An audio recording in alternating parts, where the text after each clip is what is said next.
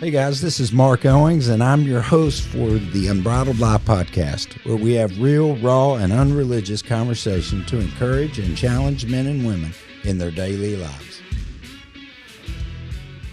Well, welcome to the Unbridled Life podcast. I've got two of my favorite people, and I think I say that every single time because God's given me a ton of favorite people. Leslie and I have had the privilege of knowing this couple almost 15 years. I think you came here in 2010, just talking through this. We've got Angela Clement, who is a rock star, a sister, her husband, MJ Clements, and I'm just going to let them tell you a little bit about themselves, how we met, and then we're going to jump into this incredible story.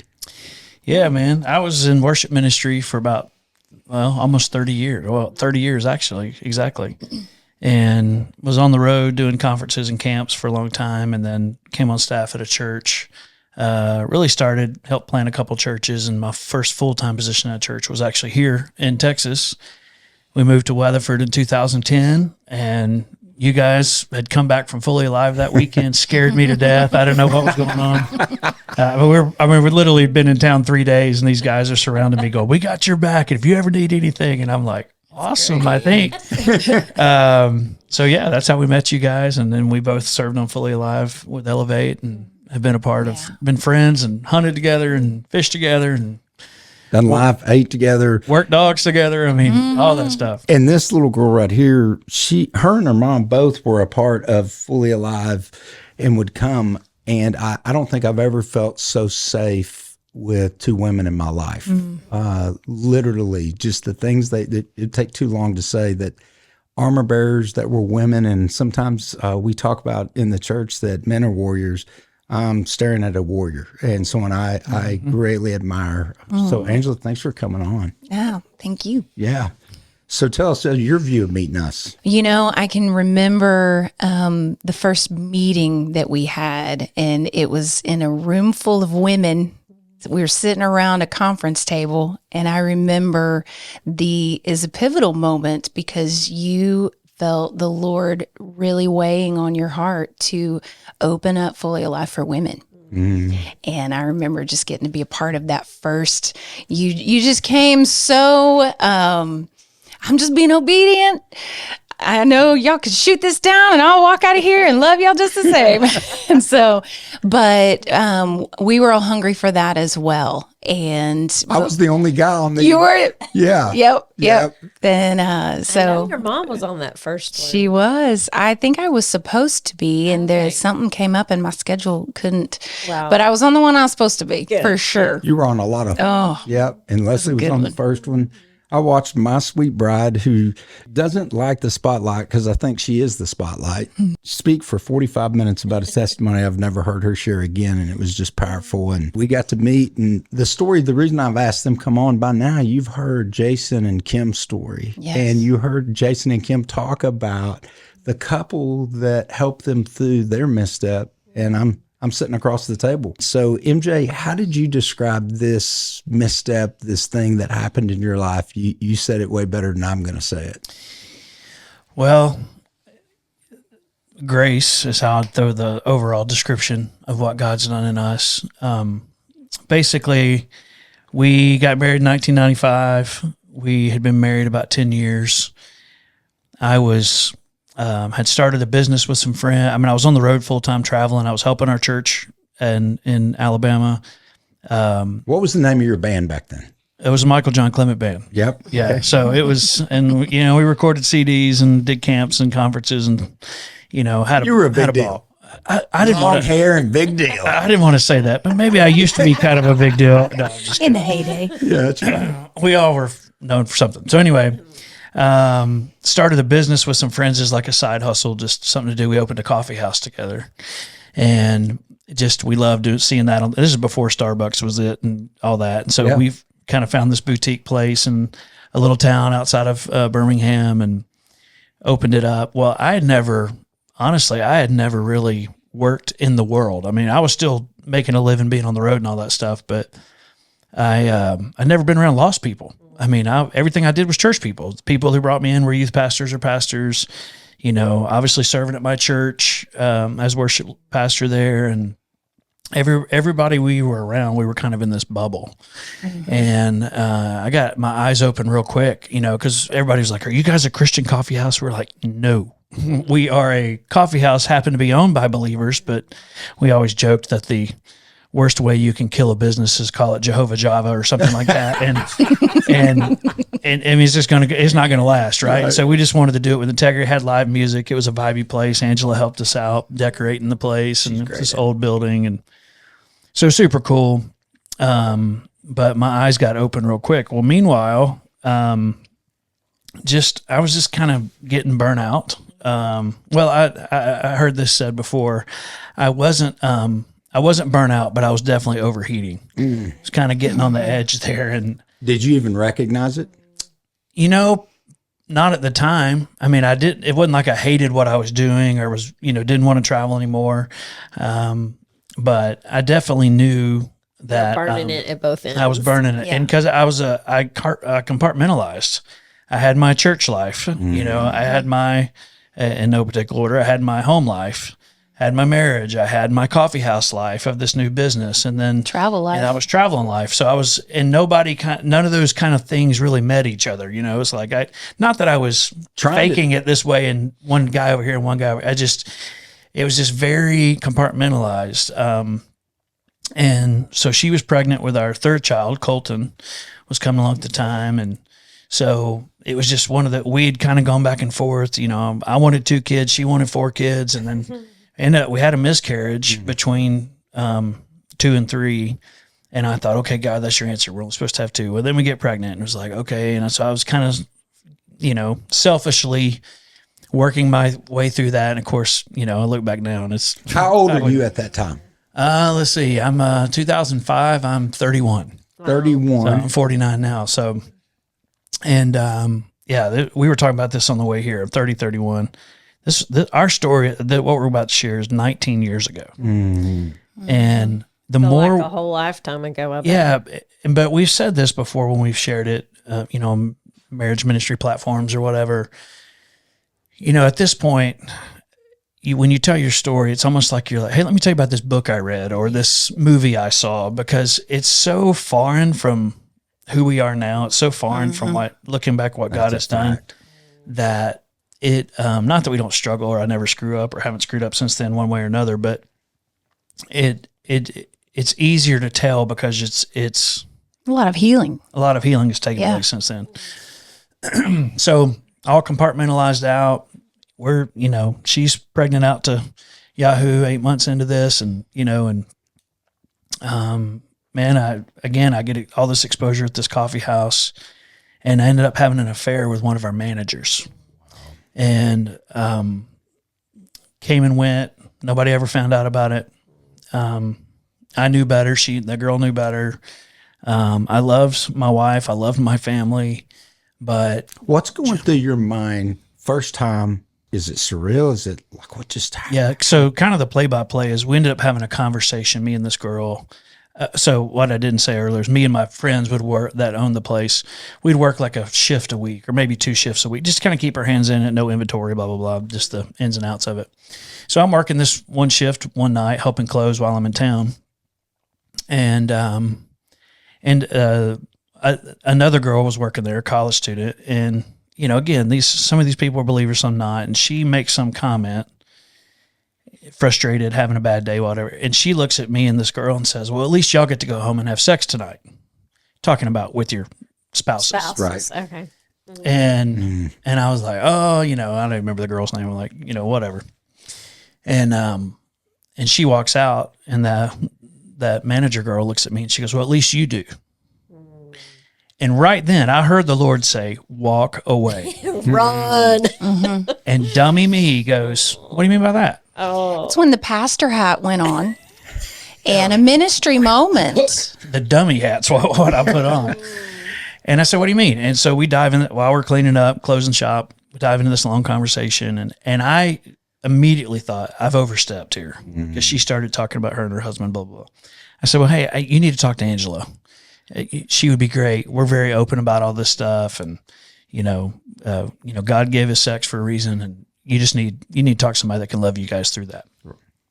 And, Which would be where I would say the enemy used ministry against him. Because, I mean, as a pastor and a pastor's heart, we want to help people walk through struggles that they're in, but there are certain ones that he will use and turn around. And I would say that was one of those moments for him. Got hooks all over it. Yes. It's a good reminder for me, you know. So, I tried to set her and Angela up. Y'all need to talk, blah, blah, and nothing happened that night. But from that point on, for weeks, it created this weird sexual tension, sexual curiosity. Is all I remember how to describe that. Describe it. And sure enough, one day, I walk in there just to drop some stuff off. She's there, not working, and as soon as I leave, she calls me, and next thing you know, I'm at her house. And going back to your question, what was it like? It was like having an outer body experience. I knew the whole time, I don't need to be here. I shouldn't be here. I don't want to be here. But my flesh, I was feeding my flesh more than I was feeding my spirit, and it won that battle. But it was like I had an outer body experience. I mean, it was like I came up out of my body looking down going, what are you doing? And so it only lasted about 3 weeks, back and forth. Nobody ever found out about it. Didn't get caught, didn't get busted. Thank God they moved out of town, this girl and her husband. And months later, or almost a year later, I'm in Africa on a mission trip. Continued obviously doing ministry. Nobody ever knew, nobody found out. And I'm with my kind of father in ministry pastor, and I'm in with my father-in-law. Lynn was there. And we're doing this training for pastors and stuff in Namibia, Africa. And so one night I call home. This is before, long overseas cell phones. I had a calling card or something like that. My MCI. I got 5 minutes, and it was like $17.30. So it's like every night I call. Hey, everybody good? All the kids good? You feeling okay? Of course Colton's here at this time. We got 3 kids at home. She's by herself, and we're out in the bush, out in the jungle of Africa. And so I'm looking up at stars and that we don't get to see over here, it's a different hemisphere or whatever. And so I hang up after a quick phone call with her. And this is the only time I've ever heard the audible voice of God, but I didn't know it was God at this point. I hang up, I'm looking up at the stars, we're out, like I said, out in the middle of nowhere. So there's no light pollution or anything. So I'm just gazing at the stars. And I hear a voice in the jungle say, "You're forgiven, but you're not free." And I literally, turned my head like, who is that? Who is that? And I said, "Hello?" There's something like that. And I said, again, "You're forgiven, but you're not free." And at that moment, I knew I had to tell her. And I didn't want to. Like, hey, we're moving on. We're doing better. This will be better for her. It'll be better for her, all that thing. And so I come home, and weeks later, it took me, I was physically I was messed up. I was sick. I couldn't eat. I had constant diarrhea, but I wasn't eating. I don't know how that works. And I would sleep. We had a pool in our backyard, and I remember the moon, I could see it out our back window. And I would lay there in bed, completely exhausted. And I could see the moon reflecting off, and I'm like, "God, please let me go to sleep. Please let me go to sleep." And I could not sleep. And just to give you perspective, I weigh about 225 now. I'm a portly fella, but You good looking man. I had lost. I was down to like 174. My face was starting to sink in. I remember her mom coming to me going, "Hey, you need to put some weight on. You don't look good." Yeah, time out for a second. What are you thinking at this point? Do you know something's up? Well, there's a whole nother journey going on with me simultaneously. Yes. Are you at a breaking point? Yeah, no. I wanted you to tell kind of your side of the story, and then I'll pick back up. Okay. So when Colton was born, there was, I don't know, about a month or 2 afterwards that I felt like I was losing my ever-loving mind. And just, it wasn't postpartum depression, but it was something. And I just had told him, we'd gone to a counselor a couple of times before Colton was born. And then at this point, I said, hey, let's go back. And I knew there was something not right with him. And a lot of that was just complacency, burnout, all the things. He just had so many irons in the fire that he was just overwhelmed. And I knew that was part of that, but I just knew there was something else. No idea. But I knew I felt like I was losing my mind and needed to go talk to somebody. So I just said, hey, honey, why don't you come with so she can tell you how to help me? God, It was a scheme. There was not God don't fight for her. I knew there was not we should go to counseling, because in his mind, there's nothing wrong with us. We're fine. And so I was like, maybe she could tell you some things that will help me, because I feel like I'm losing my mind. Yeah. So we went, a couple of months, and then his travel season picked up with camps, and I remember sitting with her, and he told her, I'm about to start traveling, so, I'm going to be gone. And she looks at me and says, why don't you keep coming? And I said, okay, that sounds great. So went in once a week, and it was probably, that was the summer that he also went to Africa, that the Lord had spoken to him.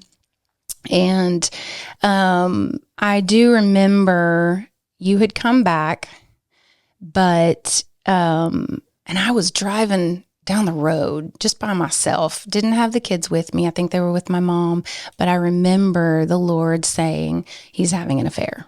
And I was So like, the first time you hear about it, the Lord tells you. the Lord told me. Sweet. But Yes. also your counselor, if I remember the storyline, we haven't told this in a while, but this part of it, but didn't she say, let's prepare you for the worst? Well, after I heard from the Lord, my next session with her, I said, this is what I heard.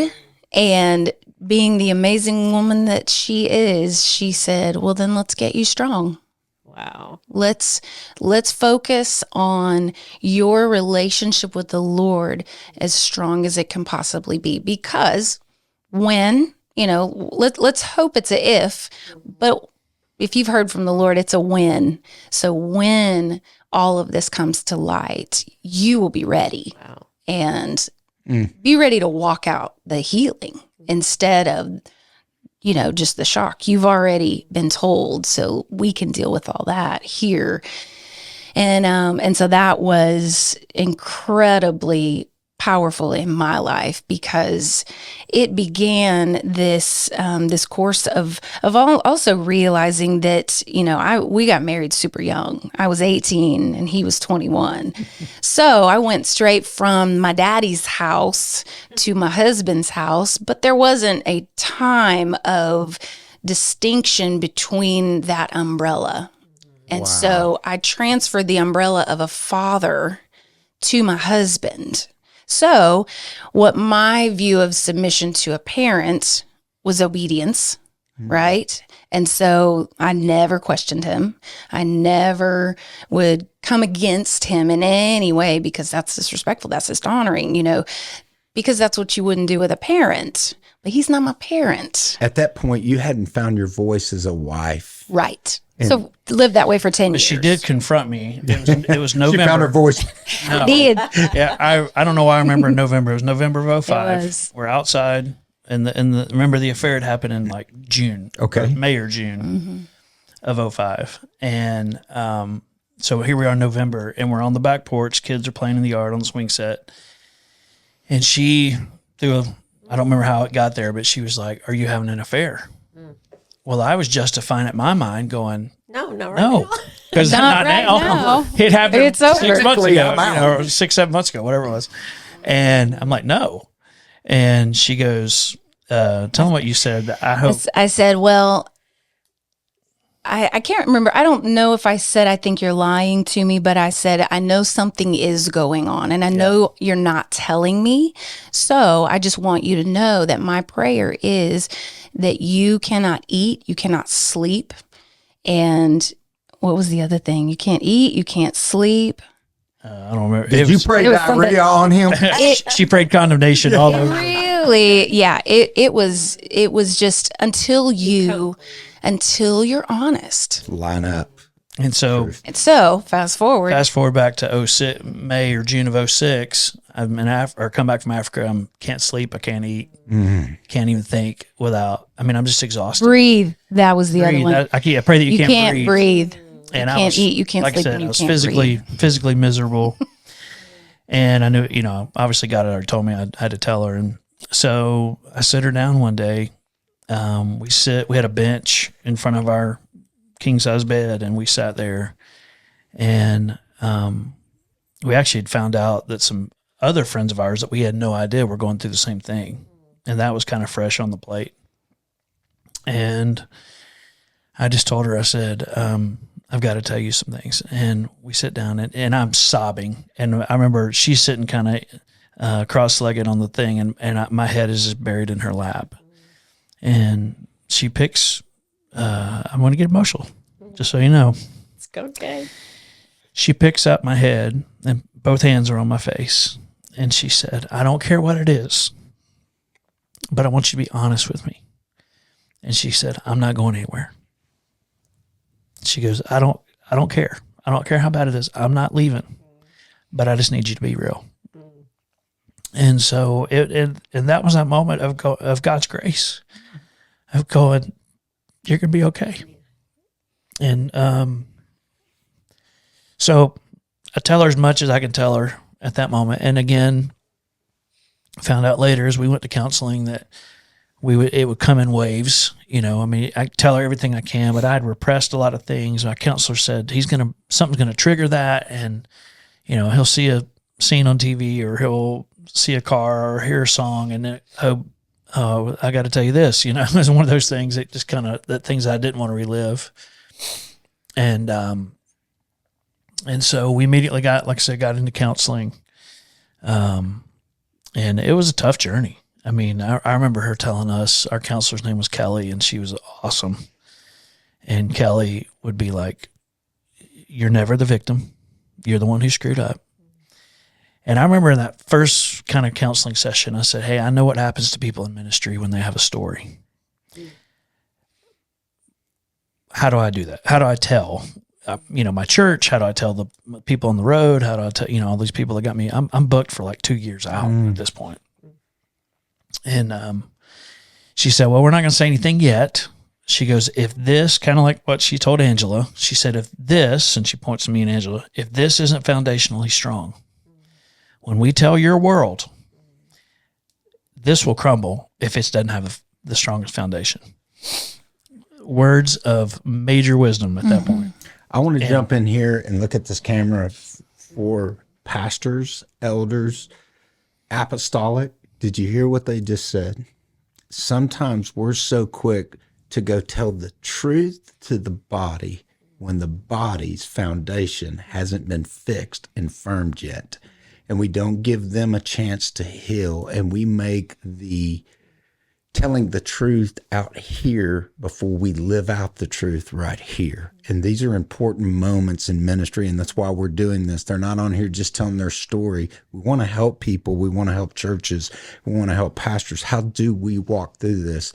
And I think you just said a foundational truth, and I'm glad she gave that. So y'all are working on that. Yeah, and so good words from her. And so for 7 weeks, I think twice a week we were in counseling. Yeah. And she would give us homework and things to work on. And hey, there's going to be a lot of tough conversations. And when she wants to talk about it, you're going to talk about it. But also, Angela, remember that he is human. He can only do so much at a time. I mean, you understand. Remember, not only the physical ailments that I had already described, but even though I was relieved so much, just getting the weight off my shoulders, it was just emotionally draining, spiritually draining. Exhausted. And she goes, so you guys might need to set a clock. And hey, for an hour, we're going to talk about she's got questions. And so she gets to asking things she wants, and you're going to be as honest as you need, as you know how to be on whatever she asks. There's no boundaries. She, some victims, the victim side of this is, They want to know every detail. And then Right some, now. some don't want to know anything. And so whatever she needs to heal, you've got to be willing. You're not the victim. You're the one who messed up here. And she did encourage me, Angela, you have every right. However, there will be times where you've got to extend the grace so that he can sleep. It's not that he is not willing to have the conversation, but it is choosing to come together to find the best time for the conversation so that it can be the most beneficial. And so just having a different perspective, because I could have easily harped on, oh, you're going to, and you're going to say, and I don't care how you feel. Did you see what you did? Well, what am I doing but condemning, which is against Romans 8:1. So therefore, I'm stepping into sin in a different level. So I had to be mindful just as much of how I responded, even though in the world's eyes, I had every right. What a beautiful thing, though, for you to learn grace and you to extend grace to your husband. I mean, that is just so important in marriage, to be able to extend that grace when you could have harped and you could have just slammed him and, all the things. And so I just, commend you. I think that's such a beautiful thing and way to go for being honest and opening up and getting out in there. Yeah, that wasn't easy. I can't imagine. So for about 7 weeks, one thing I want to point out here, because I think it's important if somebody's walked through a misstep like this, and there's always different circumstances, and there's a difference in you got caught and then or you confessed on your own. I realize that all that stuff plays into this, but I think it's important, like that night that day that I confessed, that night we were intimate. Yeah. And I asked my counselor, I'm like, well, how was she even able to do that? And she said, well, she was reclaiming her territory and saying, this is my man. And it was some of the most beautiful love, sex, whatever you want to call it, that we had ever had, because it was I had been so stripped that it was pure. Mm-hmm. And I was going to say naked. Obviously, you're naked, but I mean spiritually, and emotionally, and Vulnerable. Well, your mind is clear. Your heart is set in the right spot. And as much as she put her hands on my face and said, I'm not going anywhere, one thing I want to add to this, she goes, I don't care if we have to live in a trailer in the woods. As long as we're together, that's all that matters. And so anyway, fast forward 7 weeks, we're working on us. We'd had a lot of tough conversations. Even just driving around the city where we lived, she'd be like, did it ever happen there? Were you ever there? And, like I said, a certain song would come on, or she'd see the car that girl drove or whatever, not that car, but a car like it, or it would trigger something and it'd create a question. And so. And I do want to say, just during my time of when the Holy Spirit had revealed to me that he was having an affair, and even leading up to his confession, we were still just as intimate and just sexually active as we normally were. But what the Lord had done in me is he really was hammering Isaiah 54, where he is my husband. Mm-mm. And so in spite of the earthly man not being able to be who God created him to be in that moment, God was not leaving me. And so I was able to worship. I know that sounds so sometimes crazy, but in those times when he was consumed and I could tell and I knew it, I was worshiping. And it was an experience for me and the Lord, for me to honor him as a wife and do what he's called me to do in my relationship with my husband.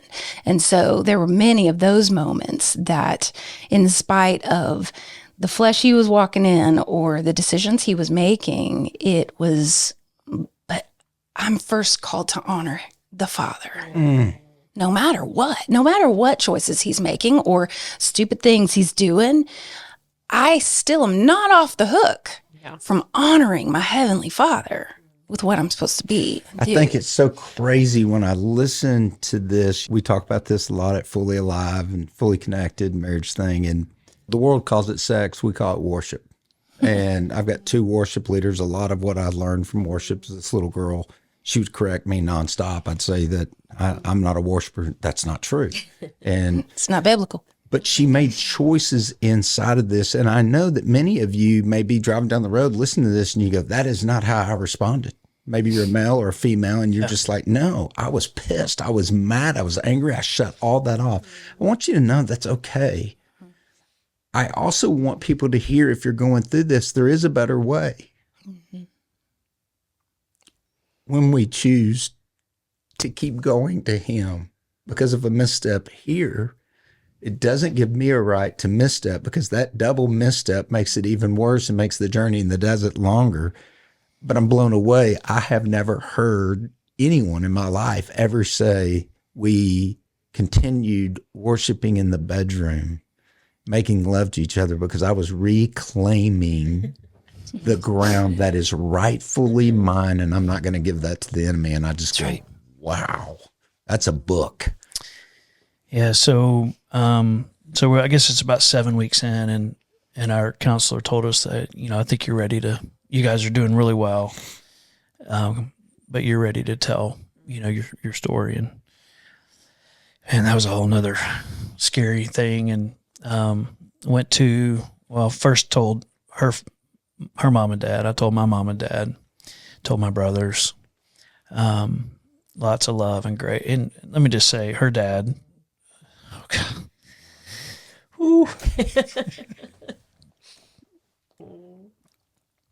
Lynn Bullock. A lot of people listening probably know Lynn. I love him. He's badass. He is. Can I say that? Very well said. 3rd degree black belt in Taekwondo. Just a little side note there. Yeah. And about 6'3" and built. 3rd generation bricklayer. Yeah. I mean, he's a man's man. Yeah. And you talk about scared. When I went to tell him, and her mom had been walking through this with her, so she already knew, but she had not told Lynn. Wow. And so I get to deliver the good news.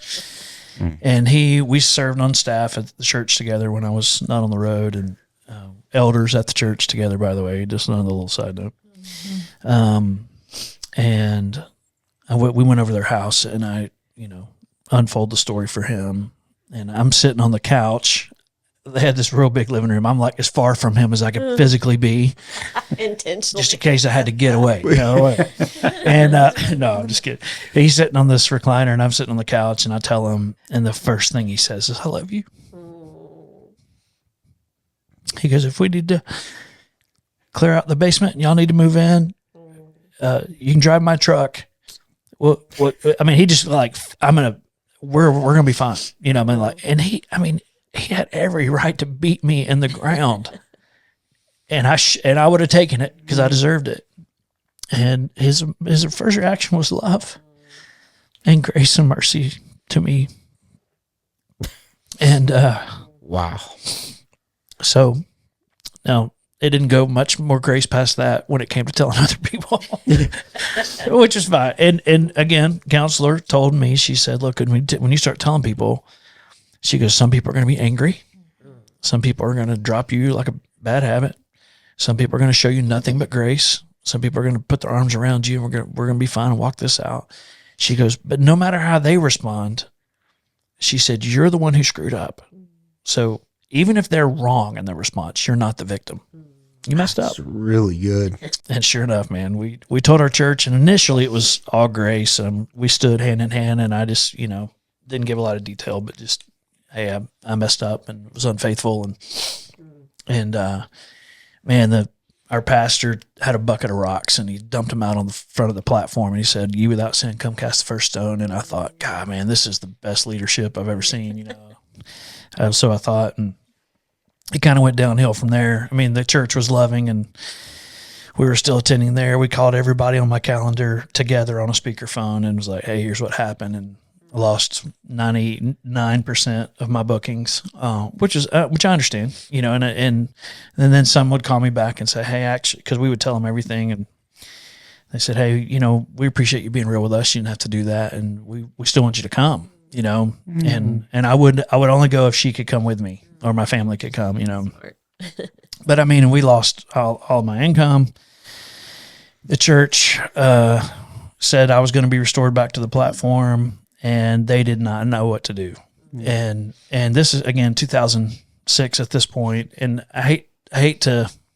The church has gotten better at that, dealing with a little bit, maybe. A little bit. But you know, 19 years ago, they didn't have a clue what to do, and so they, you know, formed this restoration team, and then I hardly ever heard from those people. And I had my own restoration team of guys, of Steve and Reggie and Chris, and some of the guys that I still stay in touch with because they loved us so well through that, and were fighting for me, and so, and then it got desperate when it came to, you know, I lost all my income. You know, I was doing anything I could to pay the bills. I sold my truck. I sold a bunch of my weapons. That I'm a big hunter and I love to hunt, and I sold guns. And, you know, it was painful to do that because these are things I wanted to pass to my boys one day. But it was just part of the consequence of sin, you know. And I think probably the biggest eye-opening moment that I don't normally get to share when I share from a platform. A friend of mine, Dale, ran a property management, or was a manager for a property management company. He called me, and I just called him and said, hey, if I could ever change the light bulb, I was laying brick with Lynn on side jobs. I was hooking up with landscape companies, you know, putting plants in the ground. And he calls me one day and goes, hey man, it's kind of a dirty job, but I've got there's a strip mall that, you know, had a Mexican restaurant and a barbecue place and a nail place. And he goes, just behind it just needs to be cleaned up. And it's kind of a dark alley kind of thing. And so I was there, and I literally had like these rubber gloves. I had a shovel and a rake and these big, you know, commercial grade trash bags and all this stuff. And I'm just hauling crap to the dumpster is all I'm doing. And man, I look down, and you talk about humbling, first of all. I mean, it's nasty. You ever cleaned up behind a restaurant? Yes, sir. It's ugly. You know, old food and blah, blah, blah. And I look down, and again, I would not normally say this from a platform, but there was a bloody tampon on the ground. I call this my bloody tampon God moment. Yeah. And I looked down, I was like, oh, that's nasty. There's used condoms back there, and, you know, I mean, all kinds of stuff. And I just started laughing. And I was like, 6 months ago, I was standing on a platform in front of 6,000 students, leading worship, selling CDs, signing CDs out in the lobby. And I'm standing back here raking up a used filthy rag. It's what Scripture calls it. Yeah.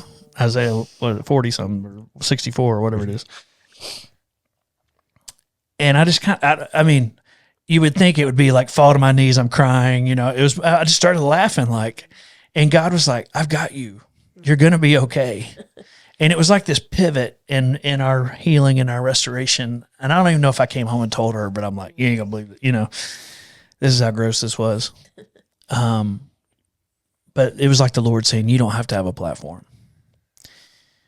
And just when we always say, just when we thought ministry was over, it was really just beginning. Yeah. That's the title of this story. And I didn't know how because the phone wasn't ringing. And I was kind of going to jump to Huntsville, but I don't know if you want to jump in here. Anything on your end? Okay. I'm going to give you a chance to gather your thoughts for a second. I think it's so cool because I think it's interesting. We don't get to share that from a platform sometimes because you got little ears in the cornfield. You got all kinds of them. We can't expect everyone. But I think it's incredible because that's how God talks to us. He said, MJ, your sin looks like that, but I got you. Mm-hmm. I got rubber gloves on and a shovel. God looks more like a janitor to me than how we kind of put him sometimes. And he's willing to rake up all the filth. He puts you in this environment so that he can speak this moment. And it's not drop down to your knees. There's laughter of, What a bizarre thing, Lord. In an instant, things change. We see that of a loss of a child, a misstep, in all kinds of different fields, illness, depression, anxiety. But God's there the whole time, and He's got you if we'll just turn to Him. But I think sometimes the question we have is, well, I don't want to lose my truck. I don't want to lose my stuff. I've met with a ton of pastors. It's not until we let go of that we get the next chapter, and many times the next chapter. And I would say this, every time the next chapter is better if we'll let it, and you let it happen. So tell me about where this thing starts transforming. Well, that you saying that just reminds me, before all of this just busted out into our lives, I remember praying just time with the Lord, just saying, I think we'd been married 10 years, and it was the 10-year marker. And I'm like, Lord, I just know you have so much more for us. And there are just levels you want to take us to, whatever that looks like maybe we start doing a Bible study together. Every night we're praying together. I just feel like these are the things you want to welcome into our relationship to take us to another level. But whatever you see fit, that's going to get us to a deeper level in our marriage. That's a dangerous I prayer. release it to you. Let me tell you, that's the one and only time I have prayed that, because He answered it. And what's crazy is, fast forward another prayer time with the Lord, I just asked Him, I was like, so why? Why take us through all of this? Why did this have to happen? And He reminded me, He said, Angela, you remember when you surrendered, how I saw fit to take you to the next level in your marriage? This is the course. And I was like, okay. Now, I will say we shared that with some friends at the time, and they couldn't grasp that. And they're like, God would not make you sin. That's not His choice. And I like, That's not what we're saying. No, And we did not say that at all. So please, I just want to correct that. They also took it wrong that I prayed him into sin.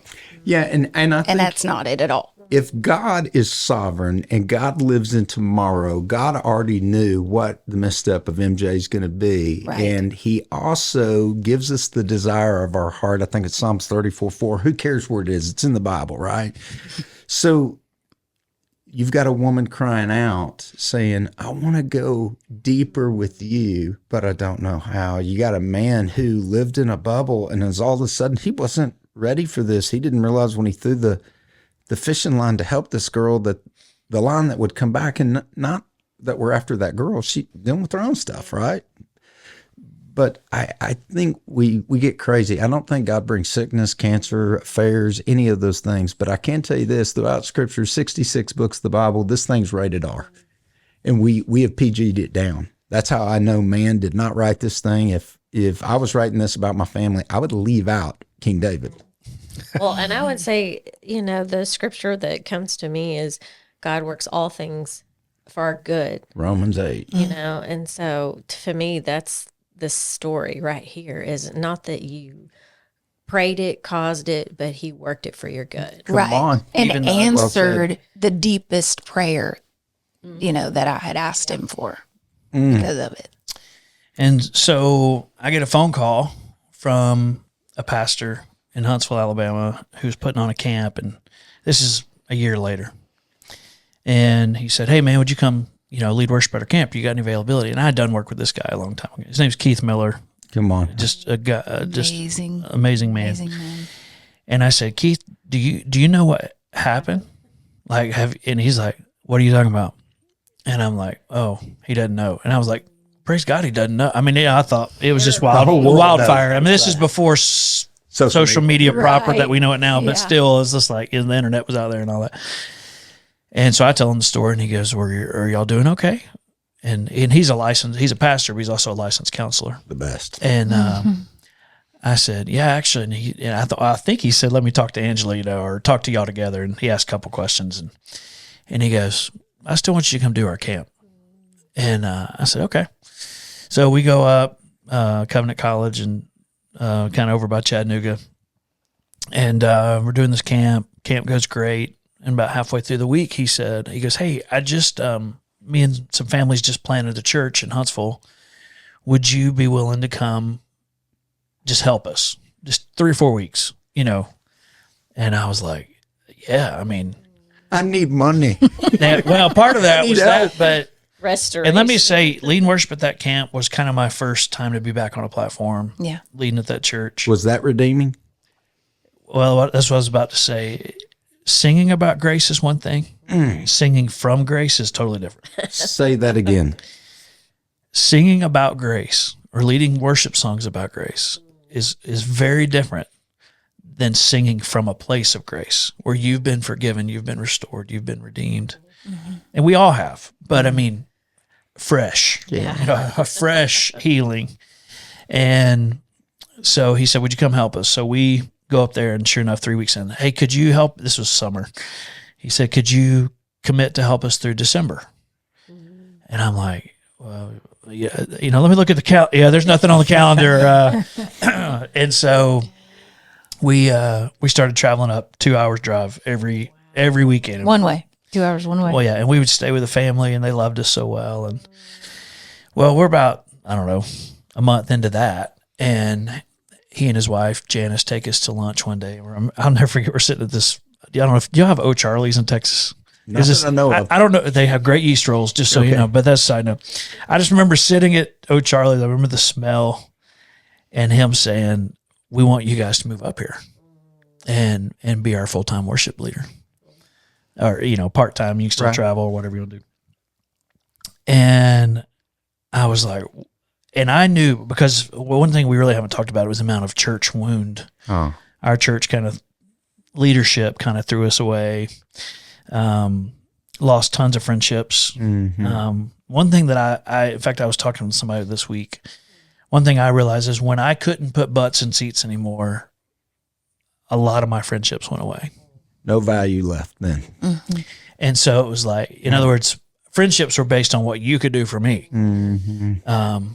And I realized there needed to be some healthy separation, and that's not what I'm talking about. But like, we call it our hell or high water friends. When hell and high water, I guess the water got too high because they were gone. Yeah. And so, so we had dealt with a lot of church hurt. She dealt with a lot of, I mean, she had rejection from friends, people that just like, we were tainted goods, not just MJ, but you're married to him, so you're tainted too. So you're tainted too. And I can't believe you'd forgive him kind of thing. It's like, hello, you know. Well, and a lot of that is just people don't know what to say.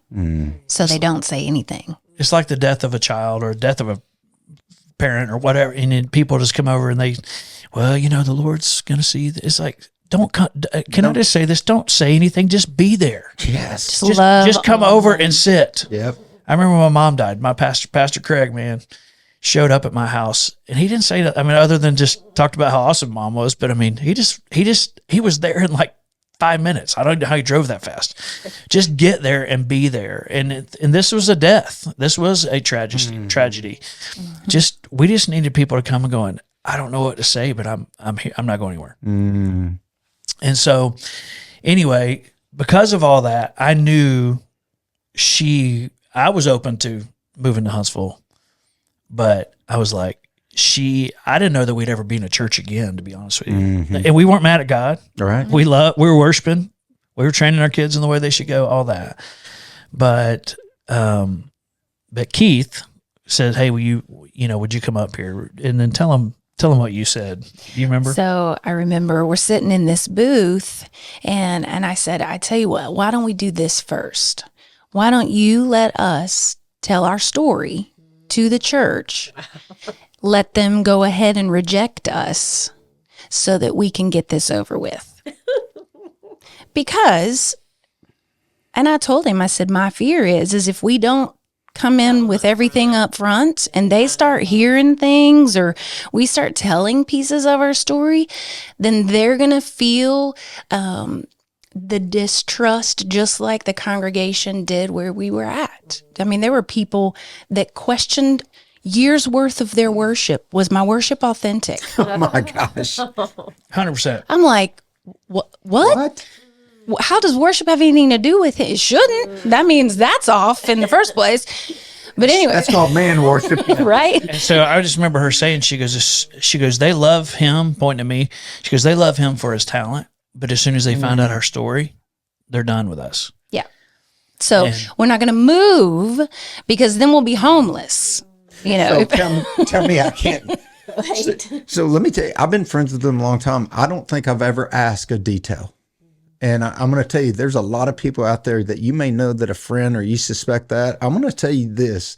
I don't need to know the details of the old man. I wanted to get to know the new man and the new woman who had walked through the fire and came out of that. And I think you said a really good point. Be with somebody, but let me tell you, curiosity kills the cat. If you only know what this couple meant for us, if they didn't say yes, I mean, specifically, I'm going to look at you and say, if you didn't say yes and follow God, I don't think we'd be where we are in ministry, because you wouldn't even have been there.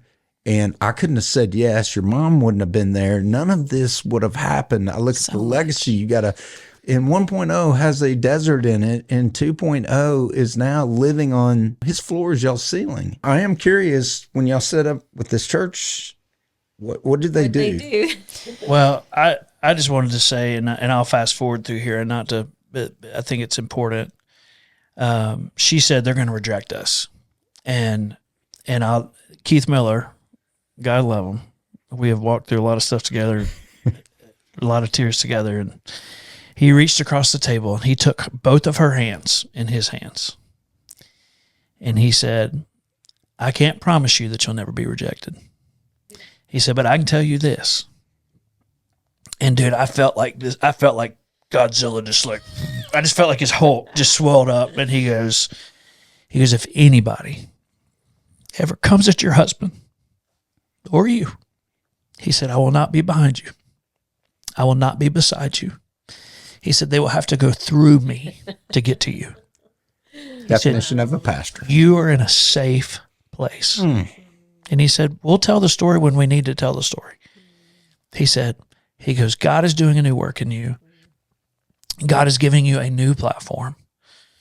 And and we were there 2.5 years, and I saw God do some crazy cool stuff. This church met in a YMCA, and we set up church. It was portable church. So we set up every weekend and did that. Got to do a lot of ministry with Keith, and then God called us to Texas. Hold on a second. Before we get to Texas. Did y'all stand up and tell the story to the congregation? No.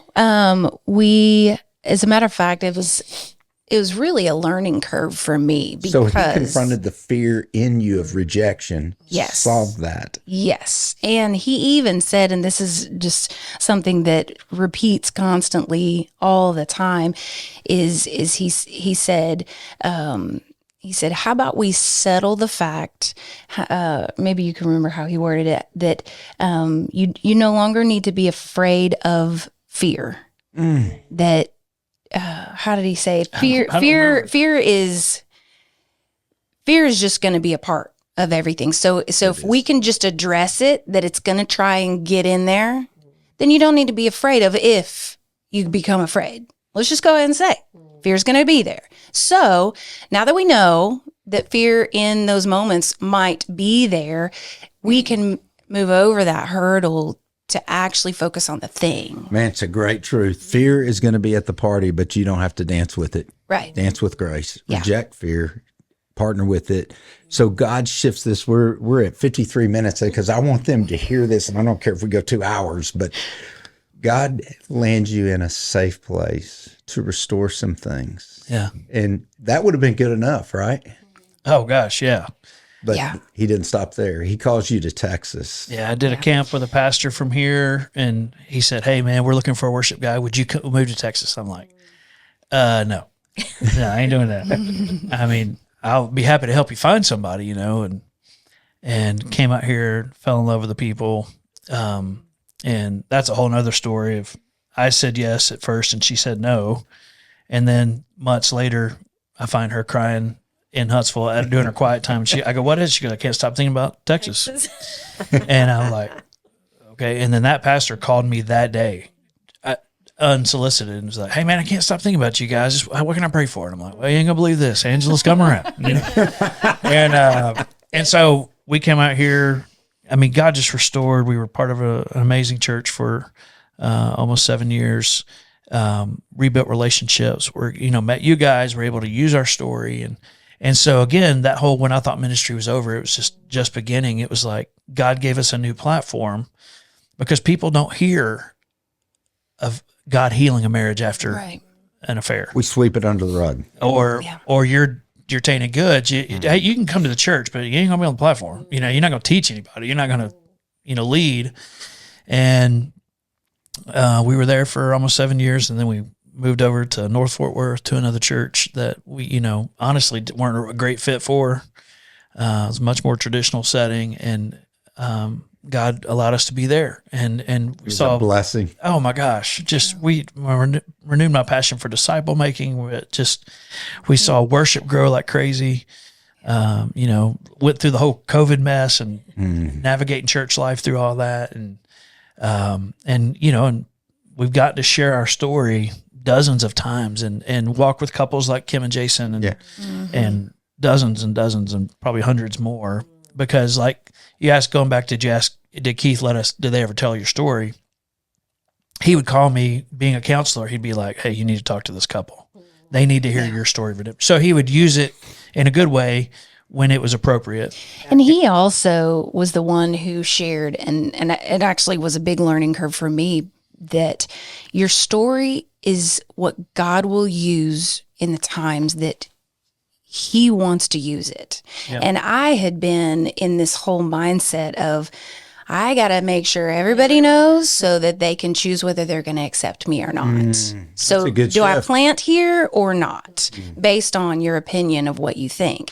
And so he said, you only share for the reason of helping further someone else's journey, not just to share, and there's going to be We felt different like we were walking aspects. around with the big D, what's the Scarlet scarlet letter. letter. I had the Yeah. big A for affair on my forehead. It's like, hey, everybody needs to know before I get started. I'm not going to pick up my guitar until you guys know. And you're this okay is with me. it. And as long as you're okay, and it was like, Tell them what the A on your hat means. I do have an A on my hat. You do. You know? I'm Roll Tide. Roll Tide. I am Crimson Tide through and through. Don't hold it against me. I'm still in mourning over a coach. We don't need to. That's a different podcast. That's right. But I look at it and I go, it's an A, because that's what God says. God is so different than the way we've done that. We don't have to tell our story to protect ourselves. We can tell our story to help someone else. We don't have to look at the A being the scarlet letter. I had an adultery. We've all had an affair on Jesus. Let that set in as you drive down the road for a second. You look at him and go, well, if my spouse did that, I would just, he's already done it. She's already done it. We've already done it. We have been prone to wander from the beginning of time. So I just look at you guys, and I want y'all to have final words. I mean, I hope y'all will come back someday and just keep being a part of this. I feel so honored. I want to honor him. MJ just took me away on a hunt in South Dakota. I didn't want to go. I made all kinds of excuses. I was like, I don't want to get on commercial flight. The next day he texted me and said, hey, you're flying private with this doctor that's coming up. And just everything was set. And I even look at it now that y'all are a catalyst.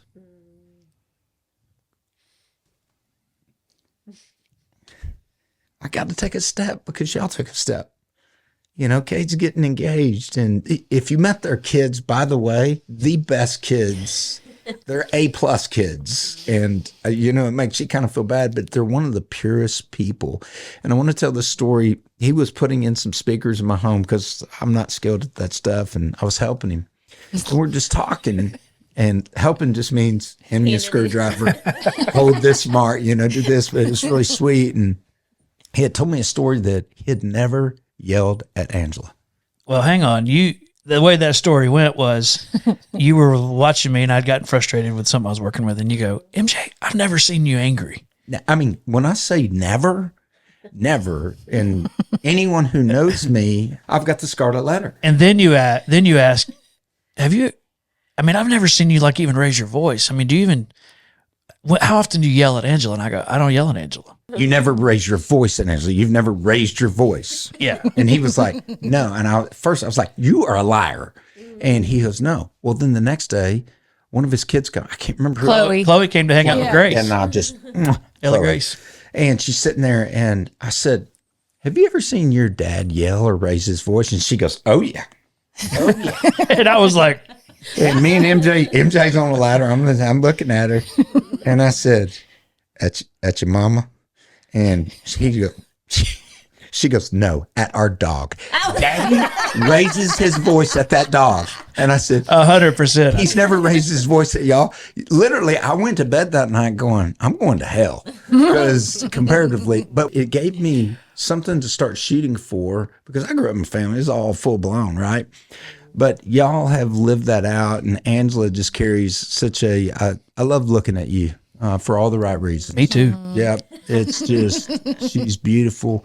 So I want to give you guys final words of any way right there that you want to encourage people, say anything, favorite scripture, whatever you want to be. I just want y'all to have that. And then would you pray for maybe someone Sure. Struggling. went through it? Yeah. I would just encourage for husbands and wives to first remember that you are brothers and sisters in Christ first.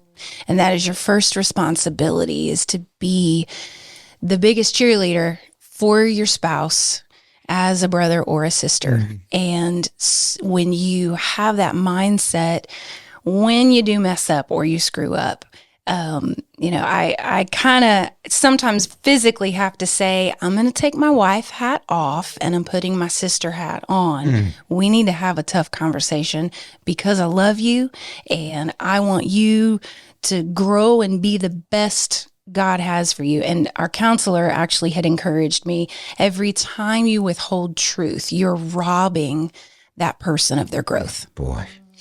To which I'm a little bit of a people pleaser. Sometimes I'm like, I don't want to rob somebody. Oh my gosh. But how do I say this? In love. Truth but yes, just to have that first and foremost in your mind is that you are a sister first and then a wife.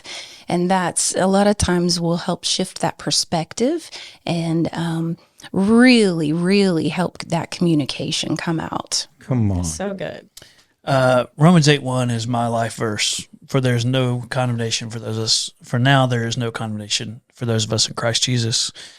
And echoing what Angela was saying about being a brother and a sister first, the truth is, if somebody came to me that was obviously that I'm not married to, Mark, if you came to me and said, "Hey, I got a struggle, I messed up, or struggling with this, or got an addiction, whatever it is," the truth is, I would put my arm around Mark and be like, "Bro, we're gonna walk this out. We're gonna fight for you. I'm gonna fight for you. I'm gonna, we're gonna get counseling. We're gonna get help. We're gonna get whatever." But unfortunately, if my wife comes to me with that, a lot of times my first instinct is rejection. How could you? Or why did you do this to me? Or how could you do this to our family or our kids or me or our sanctity of marriage or whatever? And that's where she's saying, we've learned to approach each other and say, "Hey, I need to have a Romans 8:1 conversation." I literally have the verse tattooed on my arm right here. I need to have a Romans 8:1 conversation. And that tells me to take off the husband hat, put on the brother hat, because I wouldn't hesitate to fight for you. Why? How dare I hesitate to fight for the most important person in my life, right? Mm-hmm. Mm-hmm. And so it's helped us establish that we call it a Romans 8:1 marriage, but it works for friendships and relationships and work relationships. And the Father's not condemning me for my sin. That's what Romans 8:1 is saying. So what gives her the right to condemn me for my sin, or you to condemn me, or me condemn you? And so it changed our perspective so much that my friendships, my relationships, obviously my marriage, that walking that out has brought such grace. And by the way, I've screwed up since 2005.